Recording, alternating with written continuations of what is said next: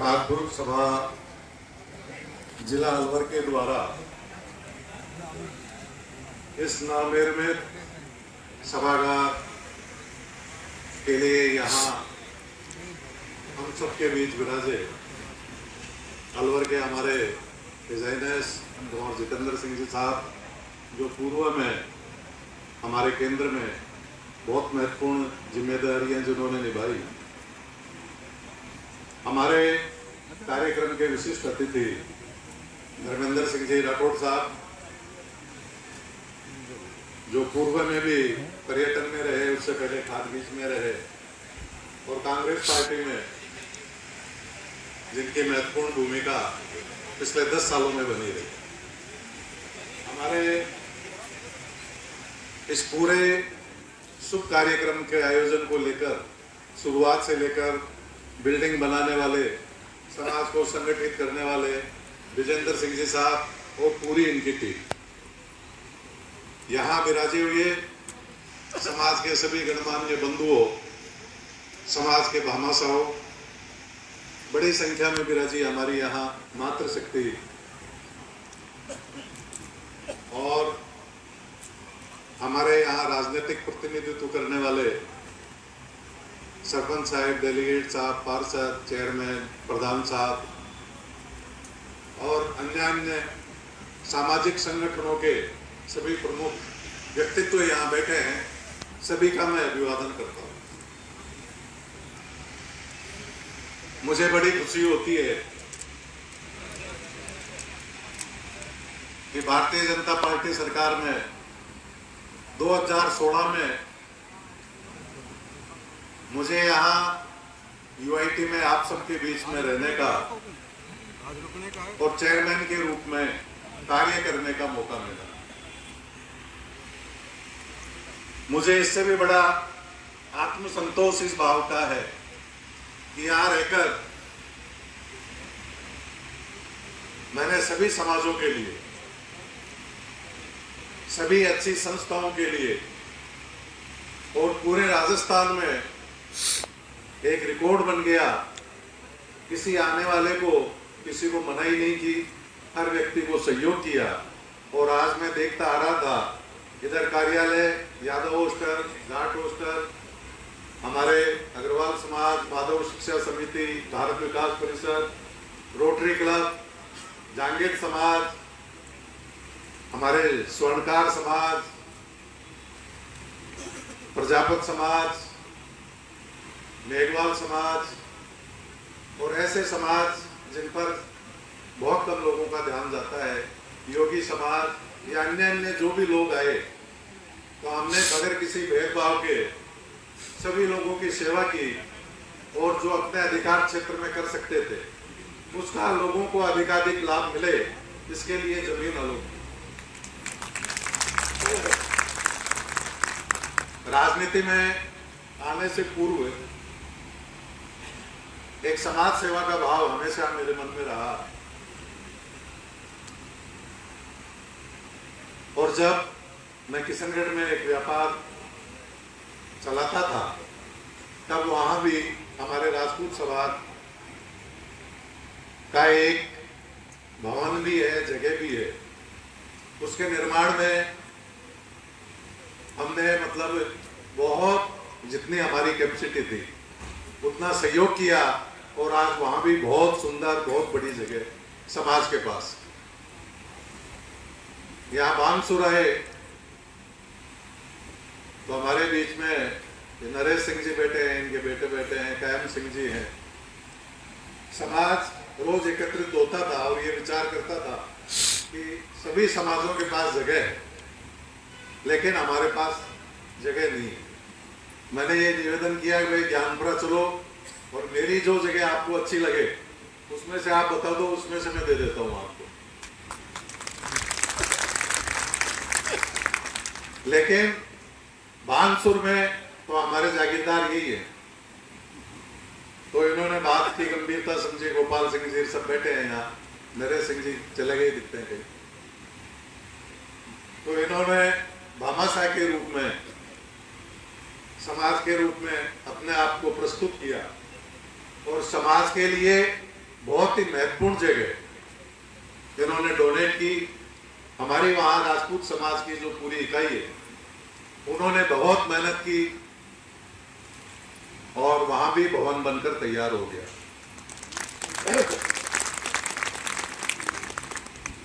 मुझे बड़ी खुशी है कि जब मैं अलवर रहा तो मुझे ऐसा नहीं लगता था कि राजनीतिक रूप से मैं कहाँ आया। यहाँ जब भी मुझे जरूरत पड़ी, यहाँ इतने लोग मेरे आसपास होते थे और समाज के सभी प्रबुद्ध लोगों का मुझे सहयोग, मार्गदर्शन हमेशा मिला। इसके लिए मैं समाज का बहुत ही आभार व्यक्त करता हूँ। साथ ही जितने समाजों को हमने अपने कार्य क्षेत्र में, अधिकार क्षेत्र में सहयोग किया, कोई भी समाज ऐसा नहीं था जिसने मुझे सहयोग नहीं किया। हर समाज के व्यक्ति बांसुर आए और मेरे जो चुनाव लड़ रहा था उसमें पिछली बार भी मुझे सहयोग किया और अब की बार भी बहुत सहयोग किया। उसी के कारण मैं विधायक के रूप में आप लोगों के बीच में हाजिर हो सका।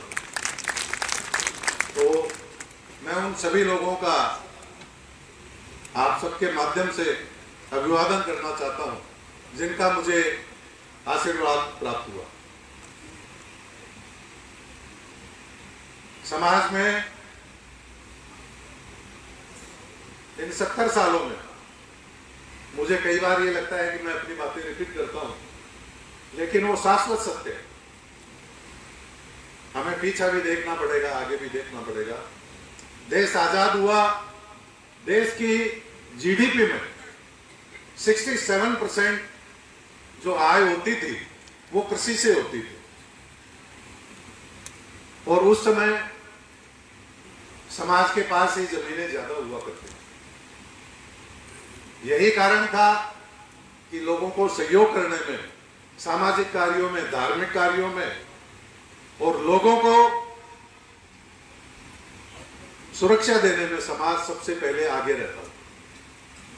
समय बदला, लोकतांत्रिक व्यवस्था आई और इन 70 सालों के दौर में भूमि संबंधी कई कानून केंद्र के आए और सब लोगों की जमीनें बट गई। जमीनें सबके पास कम हो गई। हमने समय की नजाकत को नहीं पहचाना, उसको समझने में बहुत देर की। उस समय के पटे हुए लोग ये भी सोचते थे कि हम किसके नौकरी करेंगे, और समय के साथ साथ वो लोग भी गरीब होते चले गए। जमीनें चली गई। दातारी राजपूत समाज ने वैसी रखी क्योंकि समाज का एक प्रवृत्ति थी, हमारे बुजुर्गों से मिली है, हमको देखकर खुशी होती है। तो सामाजिक भाव उतना ही जिंदा रहा और समाज में बहन बेटियां हो या समय, उस समय जो कुरीतियां थी जिसमें विशेषकर मदिरा पान था, वो इस समाज की कमर तोड़ गया। शिक्षा से दूर होना, पढ़ाई कम करना, इसने हमारा 36 कौम के अंदर जो महत्व था उस महत्व को कम कर दिया। धीरे धीरे ये स्थिति आई कि जो वर्ग जिसे इकोनॉमिक वीकर कहा जाता है, आर्थिक रूप से कमजोर, उस वर्ग में बड़ी संख्या हमारी हो। ऐसे समय में देवी सिंह जी भाटी साहब, लोकेंद्र सिंह जी कालवी साहब, उन्होंने समाज में चेतना का अपना झंडा उठाया और लोगों को ये समझाया कि भाई अगर इकोनॉमिक वीकर लोग जो हैं, अगर इनको आरक्षण नहीं मिला तो हमारी स्थिति, जो वर्तमान शासन प्रणाली के 3 अंग हैं, चाहे न्यायपालिका, चाहे विधायिका और चाहे कार्यपालिका, इसमें हमारा रेशो बहुत कम हो जाएगा। लोगों में बड़ी चेतना आई और निरंतर 20-25 साल तक हमारे सारे सामाजिक संगठन भी, सारे नेता भी और सारा समाज भी और अन्य भी समाज जो सामान्य वर्ग में आता है, चाहे ब्राह्मण वर्ग हो, चाहे महाजन वर्ग हो, चाहे सिंधी पंजाबी कायस्थ समाज हो, और भी समाज जो आते हैं जनरल कैटेगरी में, इन सब ने भी समाज का सहयोग किया। लेकिन इस लड़ाई में अगवा हमारे राजपूत समाज के संगठन थे। आज आरक्षण मिल गया तो कई चीजें लागू होने के बाद में, जैसे दवाई के साइड इफेक्ट बाद में आते हैं, तो किसी फायदे के इफेक्ट के रूप में ये पता लगा कि भाई इसमें बैरिकेड्स बहुत है और ये ईडब्ल्यूएस में जो मापदंड है वो पूरे हिंदुस्तान के लिए ये एकाकी रूप से बने हुए हैं और बॉम्बे की 100 गज जगह, अलवर की 100 गज जगह और मेरे गांव की 300 गज जगह कुछ फर्क होता है। लेकिन कानून जब बनता है तो सामूहिक रूप से बनता है। पिछली सरकार में गहलोत साहब ने इन बैरिकेडों को दूर करने का प्रयास किया, धर्मेंद्र जी वगैरह, इन्होंने भी बहुत मेहनत की, प्रताप सिंह जी, धर्मेंद्र जी और जो भी लोग थे, इन्होंने बात को समझाया और सरलीकरण हुआ। आज मैंने विधानसभा में ये आवाज उठाई, मैंने ये बताया आपको कि समाज के वैसे चौथा अंग पत्रकारिता भी मानते हैं, लेकिन 3 मुख्य तौर पर हमारे संविधान में दिए हुए हैं। इन तीनों के काम पृथक पृथक है, लेकिन विधायिका इसमें सबसे है। अन्य की भूमिका चाहे न्याय की हो, न्याय की भूमिका ये होती है कि कानून को पालन वो करवाता है।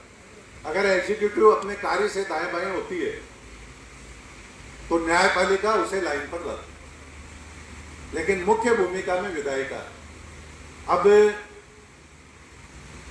कल परसों हमारे विचार हो रहा था कि राजस्थान के भी 10 जिलों में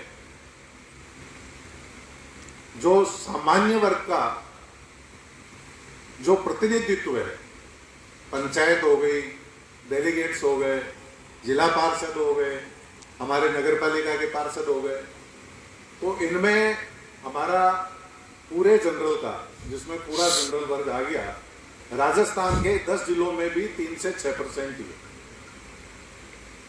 तो हमारे पंचायत में लोग नहीं होंगे, नगर पालिका में नहीं होंगे, जिला परिषद में नहीं होंगे, डेलीगेट्स में नहीं होंगे। इन बातों को ध्यान में रखकर मैंने विधानसभा में मुख्यमंत्री जी से आग्रह किया है कि जिस तरह से दूसरे वर्गों को राजनीतिक आरक्षण मिला हुआ है, खासकर पंचायत और निकायों में, जनरल वर्ग को भी उसी तरह रिजर्वेशन मिलना चाहिए। अब मैं थोड़ी और बात करूंगा। हम अपनी कमजोरियों को दूसरों के ऊपर नहीं डाल सकते। समय को नहीं पहचानेंगे तो बड़ी दिक्कतें पहले भी आई है और आगे अलग तरीके की दिक्कतें आएंगी। हमें अलर्ट रहना चाहिए। इसके लिए बहुत ज्यादा अध्ययन करने की जरूरत है। हमारे इतिहास की जानकारी होनी चाहिए, कानून की जानकारी होनी चाहिए, कानून के नियमों उपनियमों की जानकारी होनी चाहिए। इन सब जानकारियों के कारण हम समाज में अपना एग्जिस्टेंस रख सकते हैं। तो मैं सभी लोगों से आग्रह करना चाहता हूं कि बच्चों को अधिकाधिक पढ़ाएं। कि पढ़ने से हमें केवल ये पता नहीं चलता कि भाई नौकरी लग जाएगी, नौकरी के अलावा भी पूरी देश दुनिया में और सब जगह क्या चलता है, ये ज्ञान हमें शिक्षा से ही आएगा, पढ़ने से आएगा, घूमने फिरने से आएगा, देखने से आएगा।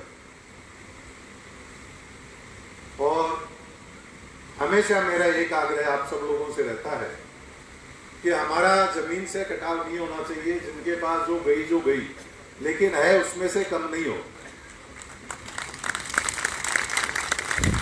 इसके लिए आप गांवों से विमुख नहीं रहे, चाहे रहे कहीं भी, कमाने खाने के लिए बाहर जाना पड़ता है, लेकिन गांव के राशन कार्ड से अपने नाम नहीं कटा। गांव से जुड़े रहे, गांव की जमीनें नहीं बेचे, और पारिवारिक रूप से एक लोकतांत्रिक व्यवस्था है जो हमारे शेखावतों में तो पहले ही थी।